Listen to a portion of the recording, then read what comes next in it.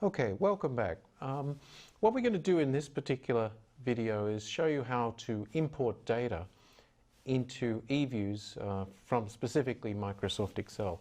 Now, if you recall in the very introduction, I showed you this particular Excel spreadsheet which actually has economic data coming from the Republic of Fiji. Our objective in this video is to import this data into eViews.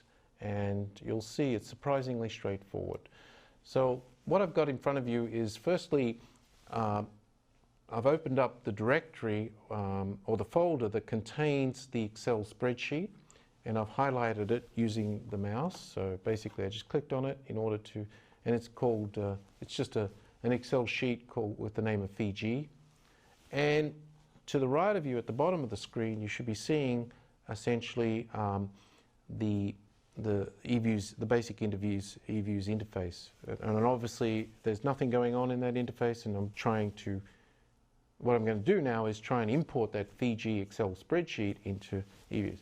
Now it's surprisingly straightforward because all you have to do, there's many ways in doing this, but perhaps the easiest way is simply to drag the Excel sheet directly into the command area. And if you do that, eViews is clever enough to pick up that it's an Excel file that's being dropped onto the eViews work area.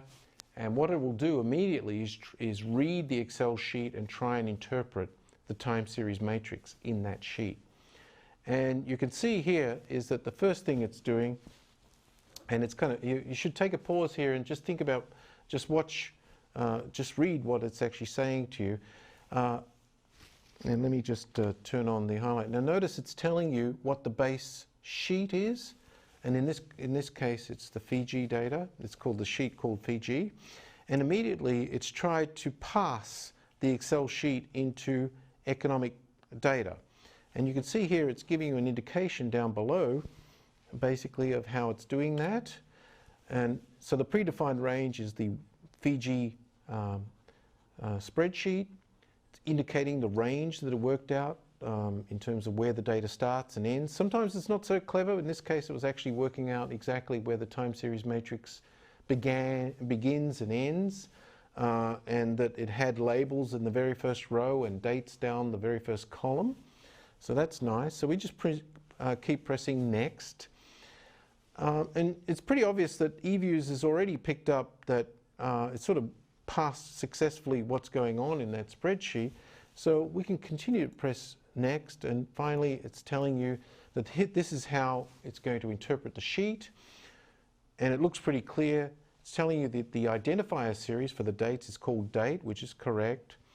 Gives you the names of the series at the top, which are obviously correct, and you can scroll to the right using the mouse quite easily. Scroll down to get a sense of whether it's actually read the data correctly, and it's all looking very good. And the next option is simply to press finish. Link imported series and alpha objects to external source.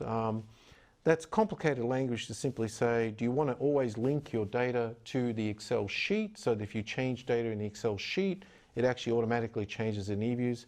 I wouldn't recommend that at this stage, so we're going to break that link because we want to just keep a copy of the file in there so that for replication purposes. So we'll press no, and you'll see immediately that what's happened here is that eViews has created for you a work file called Fiji. Remember, we started off with nothing, but it basically decided to create a work file for you called Fiji with a range starting from 1970 to 2020, which reflects essentially the range in the Excel sheet, and an active sample from 1970 to 2020. So let me just highlight that area. Sorry to pause a bit, but that's this area here. So that's the work file. Notice also in this area, and I'll give a 2 here just to make it clear, is that it's given you the command necessary to basically import that Excel sheet using the command line. Now I've got to get rid of the indicators there to highlight it, but you see it gets very complicated, but that's very useful because you immediately start to get an idea of how you can actually replicate this command very quickly using eViews. Now, okay, so it seems to have imported the data.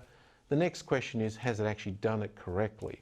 Well, to do that, what you need to do is examine the data that's been put into the work file. Now, you'll notice here, relative to what we started with, an empty work file, we actually seem to have more objects in the work file area. The page file is called Fiji, but we still have the C, and we still have the residual, right, or the resid object.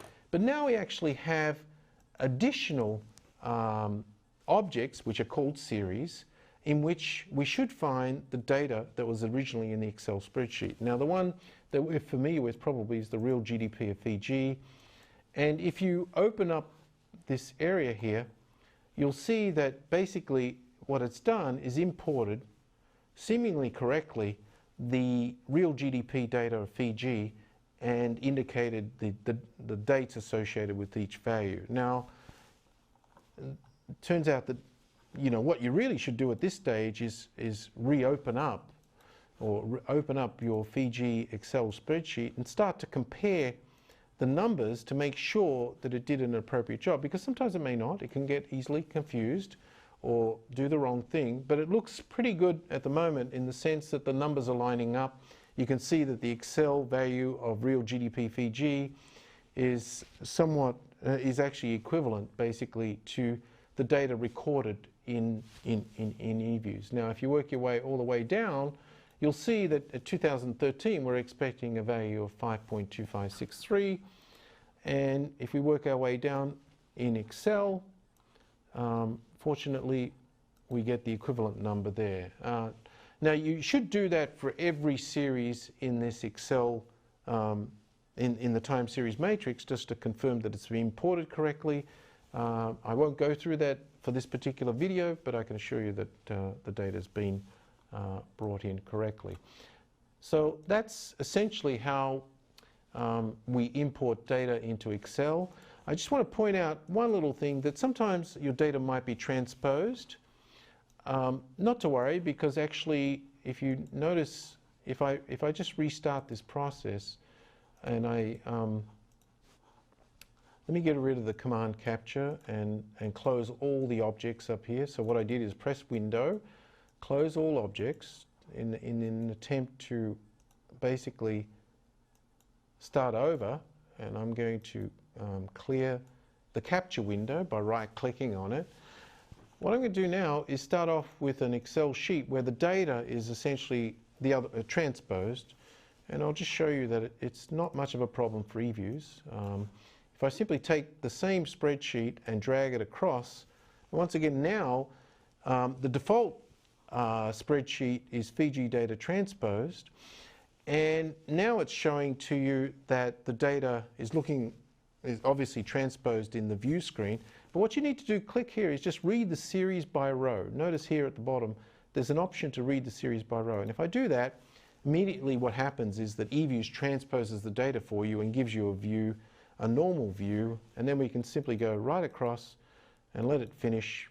We don't want to link it, and immediately, once again, it imports the data correctly, creates the work file, and if you click on Fiji, you'll see essentially that it's imported the data as before. So eViews has very powerful importing facilities, and not just from Excel. We're going to focus on Excel for this particular module, but just encourage you to learn a little bit about the power, its abilities to import files from many different foreign data sources. So thank you. That's demonstrating how to get data into eViews from Excel.